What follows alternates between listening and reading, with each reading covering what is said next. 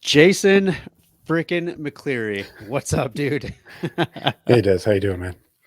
I'm good. I'm good. I'm good for a lot of reasons, Jason. Mostly because it's an incredible pleasure to have you on the Can't Believe pod. But I also am so damn thankful for you, and I think I've mentioned this to you in other ways. But to my podcast friends and family, this is the first time that they're hearing this because yours was, I think, the very first podcast that I stepped foot on. Um, and we've joked about this on your pod actually, Yeah, about going back and listening. And like, I think there's probably some cringe moments for both of us. But we're just trying to like work it out and just trying to connect as dads and whatnot. But right. dude, Yeah, this feels so good to have you on mine. Obviously, I've been on yours a couple times, but welcome to the yeah, man. podcast, my friend. Yeah, thanks. I think it's about time you invited me on since you've been on twice of mine. So appreciate it, though. No, man, I'm incredibly honored that you invited me on. I appreciate it very much. Yeah, yeah, dude, it's pleasure. Pleasure is all mine. So Jason, each and every time that I jump on with the guests, like I will always do an intro, but I never do the people justice. I feel like in the moment, it's like, all right, I think I covered a really good kind of intro for people to get interested in the pod and to keep listening. But then I find out when people actually introduce themselves, it's so much better than mine. So, Jason, I would love for you to introduce yourself to our pod friends and family over here with the Can't Believe I Made It podcast, and then we'll start diving into some of the big things and reasons why I wanted you on this podcast, man. Yeah, I guess the first thing I identify myself is as a family man. I'm a husband. I'm a father of three kids. I've been married to my wife now for, I guess we just celebrated our 16-year anniversary. Mm-hmm. Been together for almost 18 now, but I also coach dads who have been, really successful in business in some way or another, but they're having problems getting lost in their kind of personal lives, whether it's, wanting to create better relationships with their wife or kids, or just become an all around, epic human, as I like to say. So yeah, Yeah, that's the long and the short of it. I love it. Well, that kind of brings me into one of the big reasons why I wanted to have you on. You and I have obviously shared not only this podcast space together, but also life, development, business, health, Yeah. all of Yeah. these things together as me being your esteemed and very, very grateful and thankful mentor and coach.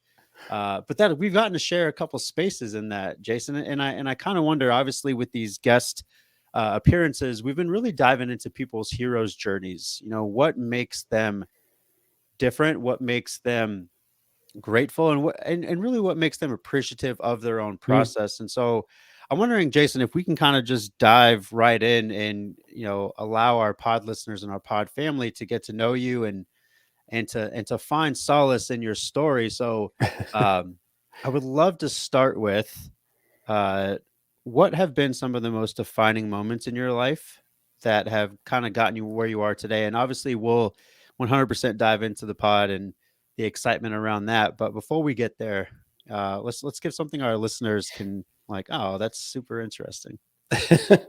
Yeah, I guess the biggest kind of turning point in my life over the past, I don't know, 10 years or so has been, I worked in corporate for 15 plus years at a normal cubicle job kind of thing, and I just don't I never really found any real, love of that. There wasn't any passion, there wasn't any reasoning for me going there other than just to pay the bills.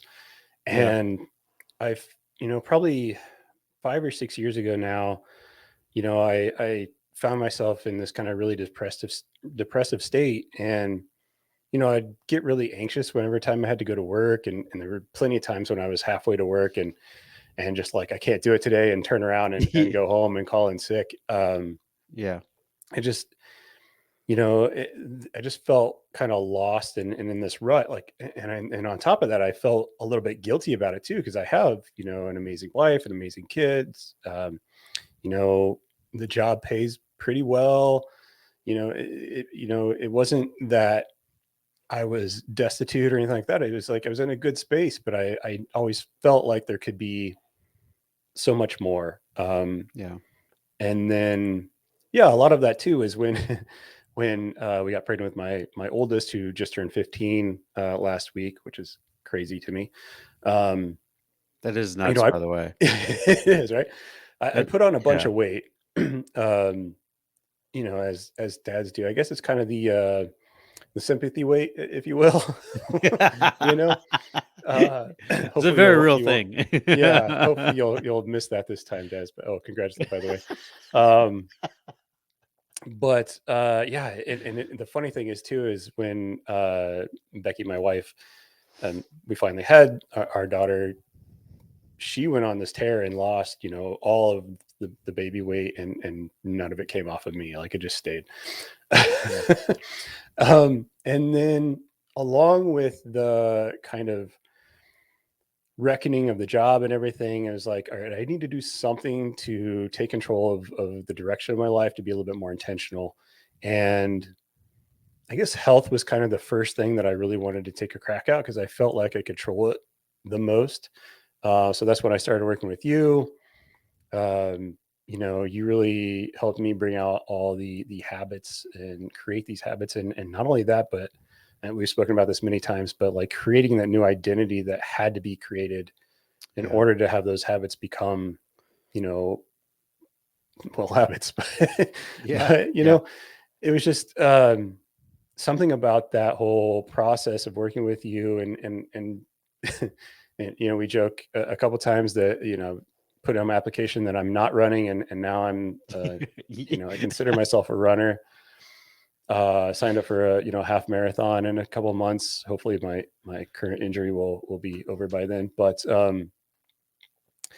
yeah, and that whole space just really wanted me to help other dads, and move out of that kind of lost or stuck point in that kind of, I don't want to say mediocre life, but they're kind of settling for okay, instead Yeah. of trying to go for something spectacular, epic, in that way. So Yeah. yeah. It's you mentioned something, and oh my God, I completely resonate with it. I attribute it to, and I'm sure for our listeners out there, and I'm sure Jason, you've seen this in some type of content, but like they talk about the Sunday scaries. Have you heard Mm, that? hmm. Yeah, like kind of getting geared up for another work week Yeah. that is just sucking the life out of you, and a lot of overwhelming anxiety kind of prompts you getting there. And what you were describing as you were like driving and then sometimes like turning around, I've I've been there too, Yeah. and it's such a debilitating like feeling. And I wonder for you, had you always struggled with anxiety? Like, where do you think that comes from? Yeah, that's a good question. I don't excuse me. I don't think I ever, in the past, I don't remember feeling anxiety a lot or depression. I would say the Mhm. first time I kind of felt it, looking back, I was actually on another podcast a few weeks ago, and this kind of came up too. He was talking about postpartum depression in men. And, it's like, Ah, I think 1 in 10 men are actually diagnosed with it or something along those lines. I can't remember the exact number, but it's a lot yeah, more common than you would think. Um, and I kind of felt that too. Like, in a way, it was like I don't really know what to do. I don't think it came out the same as like my wife suffered from postpartum depression and those kind of things.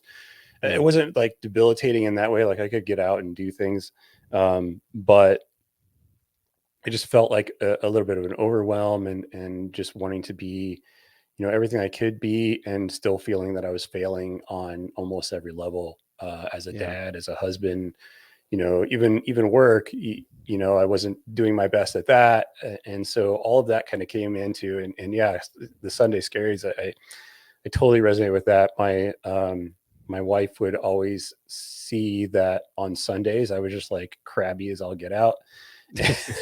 And she's like, all right, we got to do something about this, because it just doesn't work. And so, yeah, I think for me, especially in the last, I would say probably 5 or 6 years, when that hit a high point, it really expressed itself outwardly, I guess I should say, in a Yeah. more of a like an agitated state. I was always crabby. I was easily kind of get upset with the kids or short with the kids, which is not my normal behavior. I'm very laid back and go with the flow kind of guy.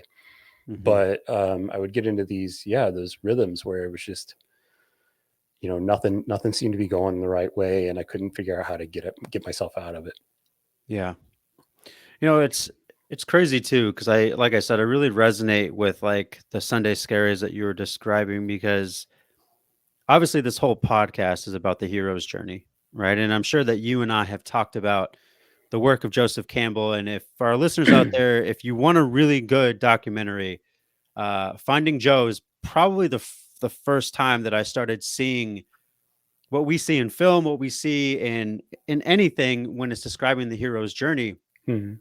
It speaks something really deep and prophetic into your soul that when you're not on the right path, like there's something about it. You may not know exactly what it is, but you know that something isn't right. So, like Jason, for you, as you were experiencing that, and I'm sure it wasn't the only time going to work. I'm sure a lot of it was possibly while you were in work at times. Oh, yeah, yeah. Um, what what sort of messages or what like the greatness within you? Like, what do you think it was saying? That's a good question. I think the thing that came up to me almost always was there has to be a lot more to this than there is, right? There's got to be Yeah, something better that I can do to not only help me and my family, but find some way to actually be of service to the world. yeah, Um, yeah, I think that was the biggest part is I just felt like I was not living up to my potential in hmm, pretty much any sense of the word. yeah, I was very happy with, I'm happy with my marriage, happy with my kids, happy with the house and family, like I said. But there's always this part of me is like, am I going all in? What does it look like to go all in? Is it even yeah. possible for me to get that kind of motivation behind me to go all in? Yeah. Which is a harsh realization, right? Because I've experienced this in my life. You and I have had plenty of conversations in any of our mentorship calls or just sharing this space. Um, going all in is a very vulnerable process. Yeah.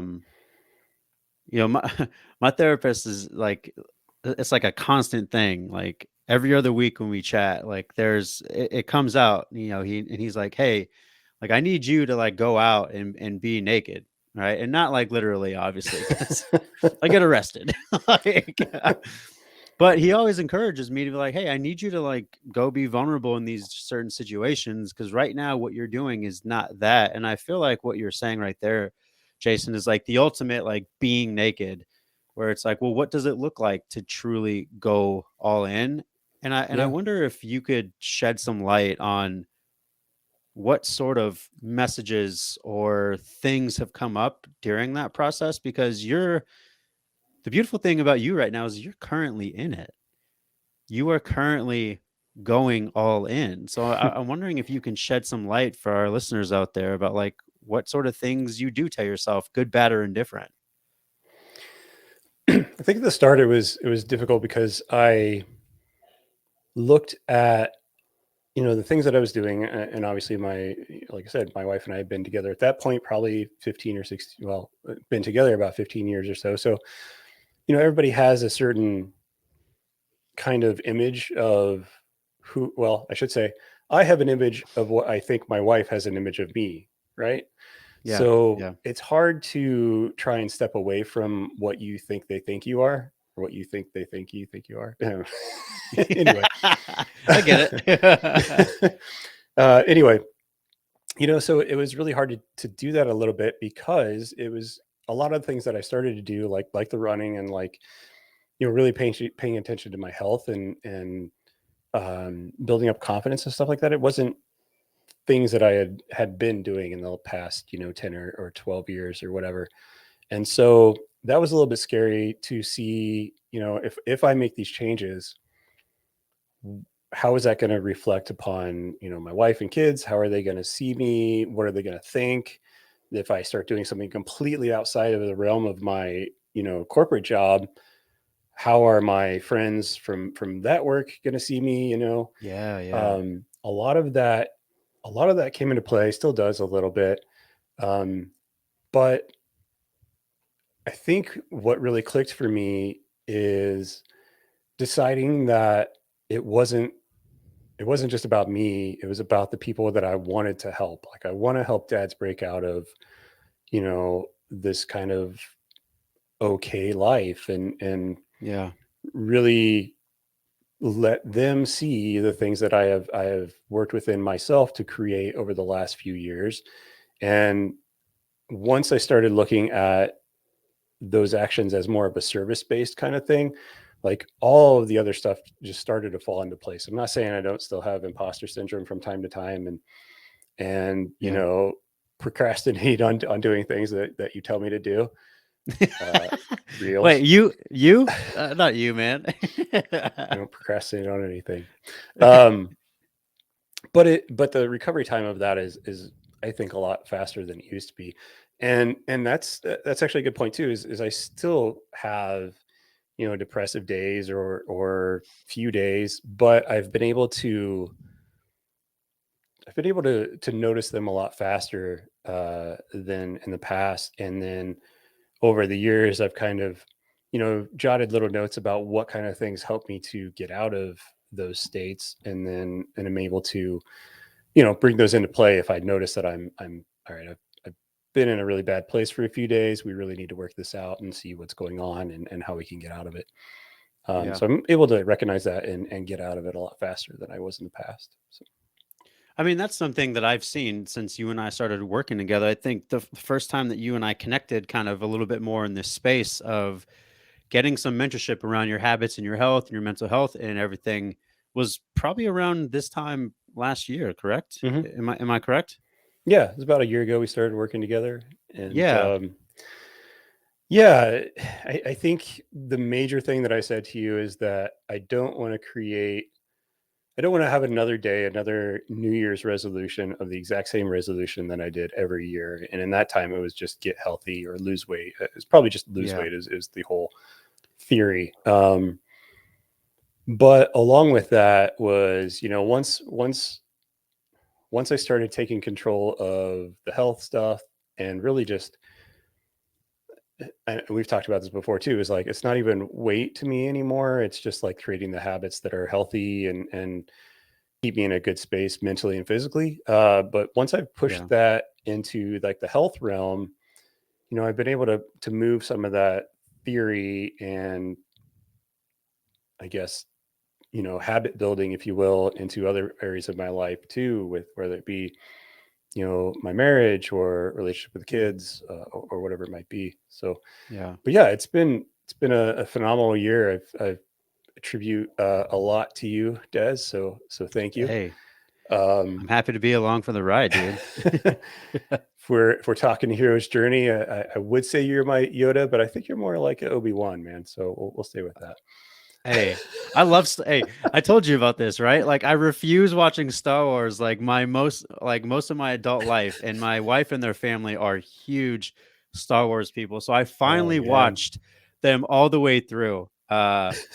This past year, I started watching them during the pandemic and I just like fell in love because it was all like Joseph Campbell type stuff. Yeah, yeah. So being Obi-Wan, man, is like the ultimate thank you. Yeah, it's been nice to find, a mentor that, I think the biggest reason, or one of the biggest reasons that I reached out to you, because I had you on my podcast.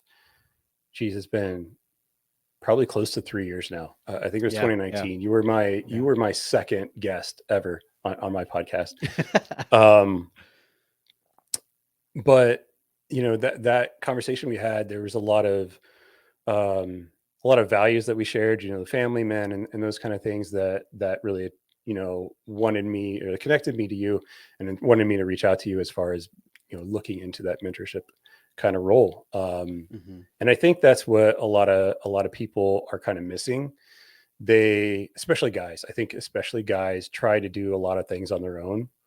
Yeah. Um, it could be strong or the lone wolf or whatever it might be, and try and power through difficulties without seeking help, not even necessarily from their significant other. I think for me, I definitely felt the need to kind of hide how I was feeling to my wife, um, just because I knew that she had had, problems with depression in the past, and those kind of things. And I didn't want to be a burden to throw yet another thing on top of that. Right. And I think that's Yeah. what a lot Yeah. of dads feel. And man, that was one of the biggest things that I think helped me move out of that, was just opening up to her and really letting her know how I was feeling, and what was going on in my head, and have her dispel some of the stories that I was even telling myself, like I'm a terrible husband, I'm a terrible father. She'd be like, "No, you're fantastic. You're here all the time, and you support us, and hold me when I need to be held, and play with the kids all Yeah. the time, and they love you." But I just, it was at the point where I couldn't see a lot of that. So just opening it up, um, to her, and then to people like yourself and others who have your best interest at heart, right? They really want to be Yeah. able to help bring out the best in you, and if you're holding it all in, you are depriving yourself the help you need, and you're also depriving somebody to be able to help. So Yeah. I mean, that part is special, Jason, especially with you. I mean, that's what in my eyes makes you a very special human being, is that you're able to kind of take a step back and observe those things, because those things aren't, they're not easy to sit with. And you're yeah, absolutely right. Like, having helped dads in other spaces on my end, um, there is this expectation and this generational bond almost of, figure it out, don't talk about it, no one cares, go provide, uh, just yeah, go do those things. And it's been part of my life's work, and this is where you and I really connect in this way. It's been part of my life's work to disband that bond and to encourage people to talk more, because I've understood in my life with those generational bonds what it's done to the men in my family, and how I really, really want to change that. And Jason, I wonder for you, like, and I want to dive into the podcast because it's such a cool and beautiful concept, that, for listeners out there who obviously have a guy that they really, really cherish in their life, we want to make sure that you head over to this podcast. We'll make sure we put it in the show notes and everything. But I would love to, Jason, dive into the pod. And before we do, um, I'm wondering, you are one of the most intentional people that I know, but even more so, one of the most intentional dads and husbands that I know, that I get to share a friend space with. And so I've always wondered this. I don't think I've ever asked you, but it's the perfect time to do so because, hey, it's my for sure, podcast. man. Yeah. Um, was this a learned behavior? Like, tell me about your parents. Yeah, that's interesting. Actually, I don't know. My parents were amazing. They will be celebrating their 50th wedding anniversary this year. So No small feat, man. yeah, Congratulations. yeah, for sure. Um, they, I always felt like they were very proud of me, and basically never felt like I was being told to do one thing or another. I actually did a podcast about a few things that I learned from my dad, and one of the biggest things was the ability to show people I love them without necessarily having to tell them. Yeah. Because looking back, I can't remember a particular time, and I'm sure he did when I was younger, but I don't remember a particular time when my dad actually said "I love you," like the actual words. Yeah. But I always felt it, like always. Hmm. I never once questioned it.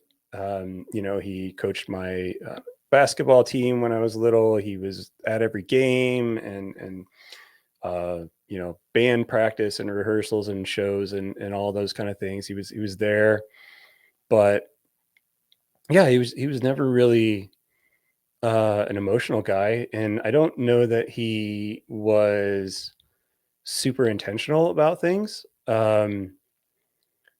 But it just kind of came natural to him to do those kind of things anyway. Um, my mom was a little bit more, affectionate and those kind of things. But for me, I think part of what I was kind of drifting through was that I was missing the intentionality, right? I was just kind of going along with whatever life was throwing at me. I would say even through college and everything. Like, uh, I started college at a college that was 10 minutes from my parents' house, so I lived with my parents and went to classes. And then the girl I was dating at the time went to Illinois State, so I followed her. And then we broke up shortly after. But um, I just kind of found my way to a particular major that I'm not doing. um, Join the and club. yeah, right. Like, Yeah, Parks and Recreation, winning yeah, winning major there. Um, I love that show, by the way.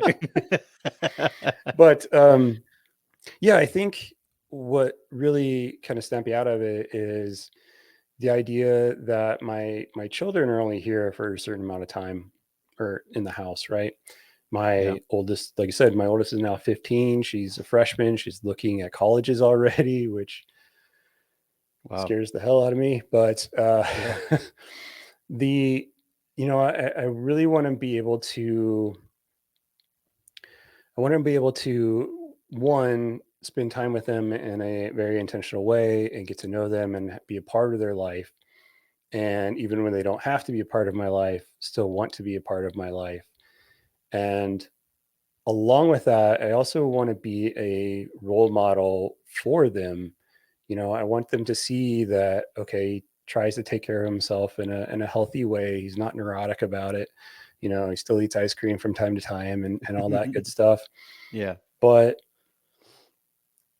the intentionality is something that's super important to me. I want to spend intentional time with my wife. That bond is super important. I think it's the most important relationship. It's a little bit controversial, but even over your kids, I think the relationship that you have with your wife is, so important to model to your children what I that, agree. what love should look like, and partnership and marriage and all that good stuff. But yeah, so I think it was it was a very intentional intentional Yeah. outlook for me to be intentional about things. So um yeah, I don't think it came naturally. It was just something I decided I really needed to work at, Yeah. and over time it's developed pretty well.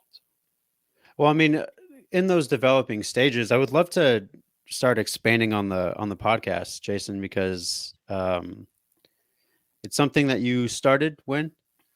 Yeah, I started in 2019, beginning 2019. The impetus of, so it's the Epic Dad podcast. Go check it out. I love that name, by the way.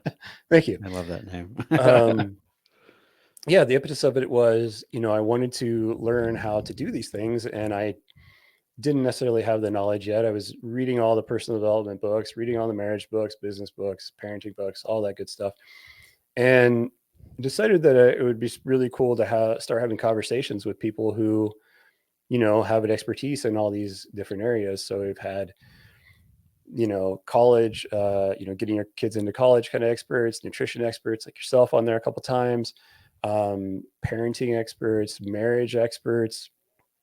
But that's kind of evolved too, is that I'm doing a lot more of just what I've learning, and kind of teaching what I've learned over the years, and bringing that space in there too.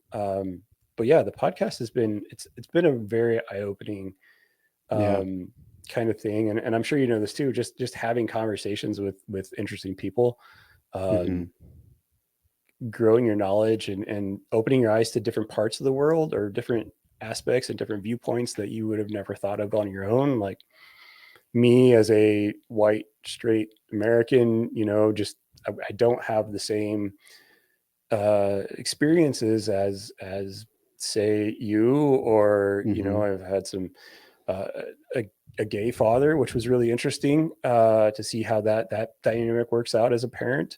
Yeah, um, yeah. and so yeah, it's just been a really good way to learn different aspects of marriage and parenting, and just being a man.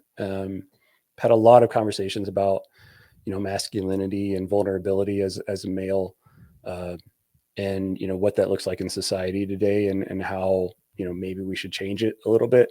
You mentioned before, the thought of being a provider as a dad, Yeah, yeah. and that piece to me is something that I really want to explore a lot more, and probably will over the next few months on the podcast. But you know, the traditional thought of being a provider for a dad is always monetary, and Yeah, there's yeah. so much more that we have to provide for our family, and not just with our time, but with our knowledge. And if you're not there, if you're just working, 80 hours a week, it's hard to provide for those other aspects. Yeah. I mean, yeah, Jason, let's go ahead and go there, man, because I think as you're describing that, you just posted a reel about what that means. And as you're talking that out, I mean, you mentioned the 80-hour work thing. And my first thought is, I mean, I stepped away from what I viewed as a very much a dream job because that's what it was going to entail. It was going to entail 80-hour work weeks, travel, and the only thing that I heard was your kids are gonna have to be okay, and your wife's gonna have to be okay without you.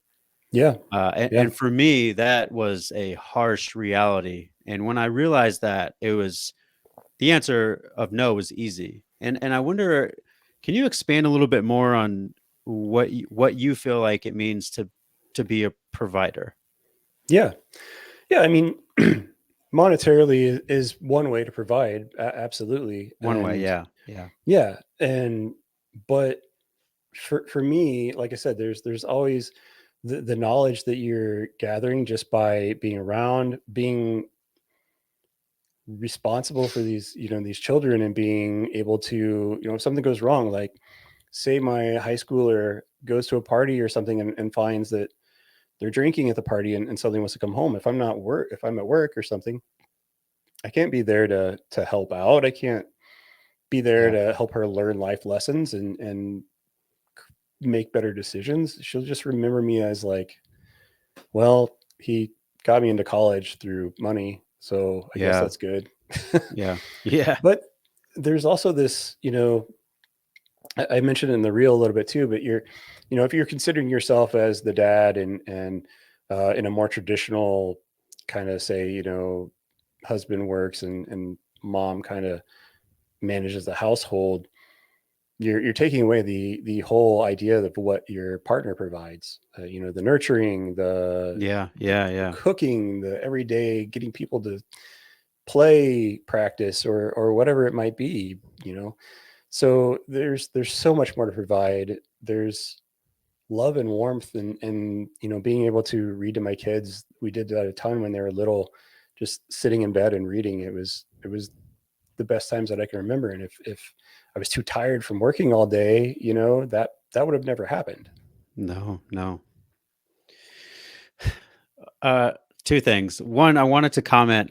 You mentioned that you had a gay dad on your pod. Hmm. One, representation matters. Thank you for doing that. Two, it's so funny. My brother-in-law sent me this science fact, and it was like, dads who do more chores are more than likely to have daughters who are very ambitious. and, Interesting. and he sent me that a little bit more as a slight because he knows his sister, who is also my wife. But I thought it was very interesting too, because like when I think of providing, and you're actually one person who has helped me kind of expand on my consciousness around what providing really means. But a provider is someone who provides nurture, right? A provider is someone who provides space. I mean, you made the example of your daughter going to a party and drinking, and you're not being able to be there for her if you're working, and to provide those life lessons, and to provide that space. And so I really love, Jason, your take on what it means to provide. And I wonder, as we kind of look at the podcast right now, what have been some of the biggest gems that you've gotten from people on there? Oh man, so many. Let me put you on the spot real quick. Yeah, right. Well, I'll start with marriage. The biggest thing that I've learned or gained from one of the guests of my podcast was Nate Klemp, who wrote with his wife the 80/80 marriage. Was this idea of radical generosity. So Ooh, the whole idea of the book is that, people think of marriage as like this 50-50 thing. And, I'll do my part if you do your part. And the idea of radical generosity is basically going above and beyond whatever you think is your fair share yeah, and doing what is going to be, you know, great for your spouse. For me, for instance, I know that Becky, my wife, likes flowers, so I'll randomly get flowers for her, to put in her office or wherever. I try and get her coffee whenever possible, just bring her a cup of coffee in the morning so that she doesn't necessarily have to do that little piece. And there's a lot of guys, I'm in a lot of Facebook dad groups, which are never are rarely a good thing, I should say. yeah. They're But It's okay to say not. It's like the same thing as like diet groups on right. Facebook. It's like, all right, yeah, I'm gonna Homer Simpson this into the weeds. But yeah, there's like this whole, well, she's not doing anything for me, so why should I do anything for her? And those kind of things. But the whole idea of the book is that, okay, so even if they're not doing their what you think of as their fair share, does it really matter? I mean, are you doing things for her because you want to show her that you love her? Or are you doing something for her because you want her to do something else for you? Yeah, yeah, And so, yeah, so that was the biggest thing on marriage, that I've tried to bring into my life a lot more. Um, Parenting has been an interesting one. There's a concept of, um, oh man, I can't remember who wrote the book. 18 summers. Basically, your kids are there for 18 years or 18 summers, and then they go off to college. And he takes a lot of looks at what he does as a business owner and how he can bring that into, parenting. So he will have, what he calls quarterly business reviews with his kids. Like he'll just go hang out with his kids, one kid at a time, once a quarter. And so it's at least he'll get 4 days of one-on-one time with each child, throughout the year at the least. And, it's cool. They'll go do something, just the two of them outside of the house, and they'll do some, have dinner or lunch or whatever, and just have conversations. And that really brings more time to kind of organically instill those life lessons into them that you're wanting to kind of pass along. So that's something I haven't yet tried to incorporate, just because the pandemic happened and we weren't able to get out of the house. So, but I still try and find at least some time to do something, with each of my kids, because I do have 3 kids and they're all vastly different and have vastly hmm different, interests, and a lot of them don't necessarily coincide with my interests. So, I still try to be a little bit more intentional in sharing whatever it is yeah, that they're interested in at the time, to some extent at least, and let them know that I'm interested in what they're interested in, just for the fact that they're interested in it. So yeah. yeah, so those are the biggest things. Yeah, I mean, those two things are huge, and I the for me the coolest thing about having a podcast like this is like I get to learn from people like yourself, and I get to take nuggets. yeah, Because the main message around all of this is truly getting back to your habits and rituals and creating that new identity. And I feel like, Jason, that's something that you have done, obviously imperfectly. We are all imperfect. um, but to me, the picture that I get is these things right now that you're doing, the podcast, intentionality behind being a person, a husband, a father, all of those things are really big priorities to you. What habits and rituals, what game changing things for you as a high performing person. What do you attribute where you're at right now to? Well, I don't think that I would have the energy or the mental aptitude, I guess, to do a lot of the other things I am doing had I not got my health in check first. I think that was the Hmm. biggest catalyst to everything. So for that, I try and do well. I'll go through my little morning routine for you, I guess. um, So I tend to get up really early, actually, just because my dogs tend to think that 5 o'clock is the ideal time to get up and go outside, um, which is fine. I've always been kind of a morning person anyway. But so I get up early. I usually take 10 to 15 minutes, just kind of, I guess, settle myself, if you will. I don't necessarily do anything. I just kind of sit, take the dogs outside, and um, just kind of be still and be quiet for a little while. And then I'll try and do something a little active. I'll either I strength train every other day, and then I was running every other day. um, and so I kind of alternate that. But so some sort of physical activity, and then I get some time to take my oldest to school and ride with her and talk with her a little bit, on the way there. So that's a little bit of intentional time, even though most of the time she's still waking up or whatever, and Yeah. not really wanting to go to school. But Yeah. yeah, and then you know, kind of start my day and go about that way. But what I really started to do recently, as far as my marriage is concerned, is we set a date night now every week that we try not to miss unless it's absolutely necessary that something happens. But as often as I can, I try and remind her, how much she means to me, how grateful I am that she's in my life, and everything that she does to provide for me and our Yeah. Yeah. family. And not only that, but like how proud I am of everything that she is as a person. Yeah. And so just try and instill those kind of gratitude and feelings towards her and my kids. And then um the one thing that I am working on that I've you've been harping on me for about a year now is sleep. Yeah. Because I probably get like 5 or 6 hours of sleep a night, which could be better. Hmm.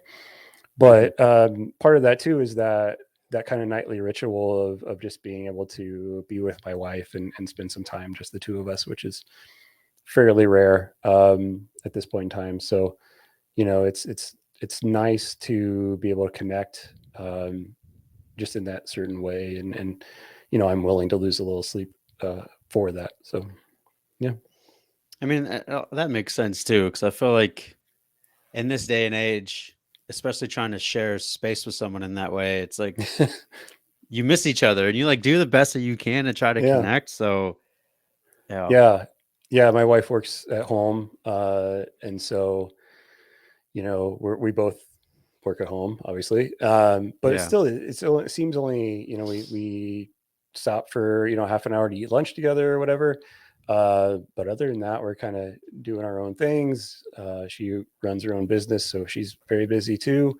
Yeah. Um, so, yeah, it's nice just to kinda be able to turn it all off at night.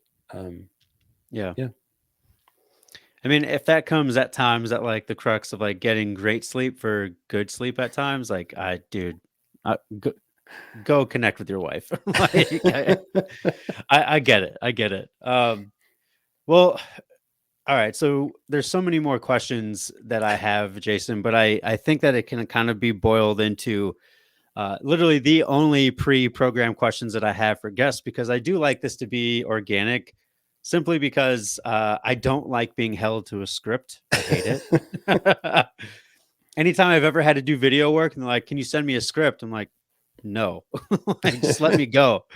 But these are some of the questions that I like to ask a lot of the guests, and I really have fun with it. So obviously, Jason, this is the Can't Believe I Made It podcast. So, big question for you is, uh, do you believe that you have made it?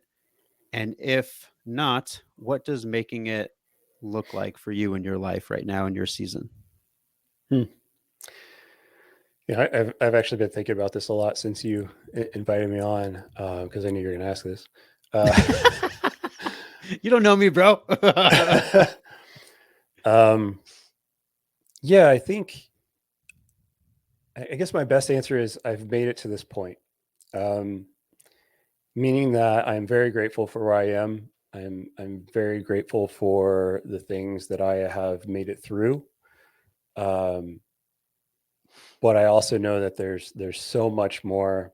I'm not at that potential where I could be yet. And I think that's where, well, I don't know if I'll ever make it to that point where I feel like I've quote unquote made it, but I'll always be very grateful for where I am and enjoy every moment of that. So Yeah, that's yeah. yeah. I love that.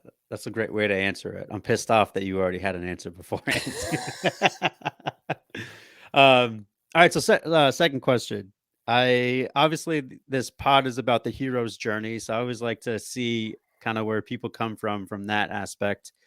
Who is your hero comparison and why? This could be obviously any fictional characters. This could be real heroes in your life. Like, go ahead. Yeah. Um, well, I'll just go fictional since it's more fun. Yeah, I'm a huge Marvel fan. yeah, yeah. I guess you can't see it, but I've got a Captain America shield up over here.